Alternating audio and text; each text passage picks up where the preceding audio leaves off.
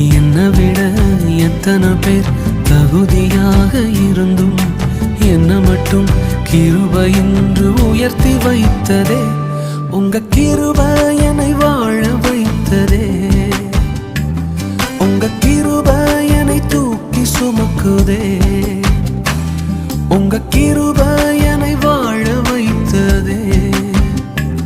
உங்க கிருபை என்னை பாட வைத்ததே.